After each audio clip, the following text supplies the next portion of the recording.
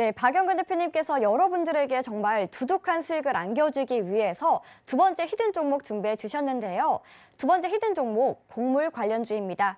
이 종목에 관한 힌트를 조금만 더 드리면 러시아와 우크라이나 전쟁이 지속되며 4월 이후에 급등하는 모습을 보이다가 갑자기 가파른 하락세를 보이고 있는데요.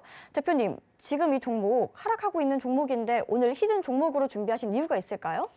실질적으로 이 종목 자체가 전체적으로 바라보게 되었을 때 일단은 최근에 수급이 나왔었다라는 것은 뭡니까? 관심도가 있었다라는 것을 의미할 수가 있겠고요. 최근에 전반적인 차트 흐름을 보았을 때도 지금 1월 달 소위 말하는 바닥권 1,800원대에서 얼마까지? 무려 6,000원대까지 갔습니다. 200%가 넘게 급등했었던 포지션들이 연출되었다는 거예요. 그때 당시에 지수가 좋았습니까? 안 좋았어요. 지지부진했습니다. 하지만 이 종목은 꾸준히 우상향의 흐름들을 보였어요. 그러면서 최근에 급등하는 포지션들이 연출되었는데 자, 중요한 건 뭡니까? 그 과정에서 소위 말하는 우크라이나 러시아 이슈가 지속적으로 부각이 되면서 사실상 전반적으로 관련된 수급 함께 연출이 되었다는 것을 우리는 확인해 볼 수가 있다는 거예요. 자, 최근에 아시는 것처럼 그쪽과 관련된 이슈가 계속해서 파생이 되면서 하나하나씩 조금 더 바운더리가 넓어지고 있죠. 그러면서 소위 말하는 단기적으로 급등하는 섹터들이 상당히 많이 발생이 되고 있고 발견이 되고 있습니다. 그중에 한 종목이 바로 지금 보고 계시는 오늘의 두 번째 히든 종목이고요. 실질적으로 어떠한 관련된 이슈가 있냐라고 본다면은 지금 보고 계신 것처럼 일단은 사료 쪽 관련된 이슈가 부각이 됐습니다.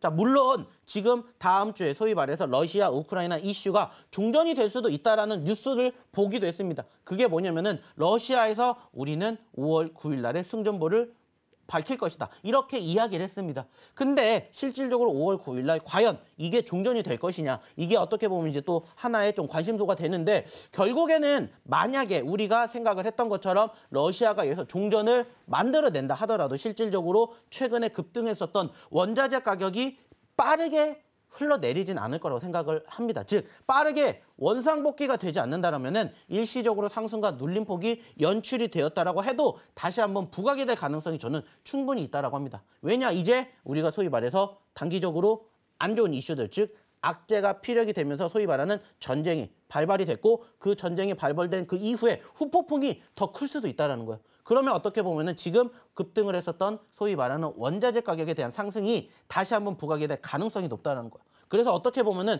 급등 후에 눌렸기 때문에 불안감을 우리는 오히려 기회로 삼는다는 겁니다. 늘 얘기를 드려요. 위기를 기회로 만드는 자가 결국에는 승리를 한다라.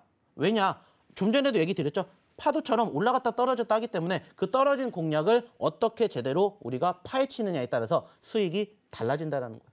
그렇기 때문에 현재 시점에서 우리가 공략해 볼 수 있는 포지션이 만들어지지 않을까라고 생각을 하고 있고요. 실질적으로 지금 지난 금요일 종가 기준으로 오늘 두 번째 히든 종목이 4,000원 미만에 있고요. 불과 며칠 전만 하더라도 이 종목이 6,000원 이상까지 올라갔습니다. 자, 그러면은 단기적으로 봤었을 때 물론 고점권 대비 저점권까지의 눌림이 어느 정도 30%까지 떨어졌지만 반대로 이걸 뒤집으면은 저점권 대비 고점권까지 상승률이 50%가 만들어질 수도 있다는 겁니다.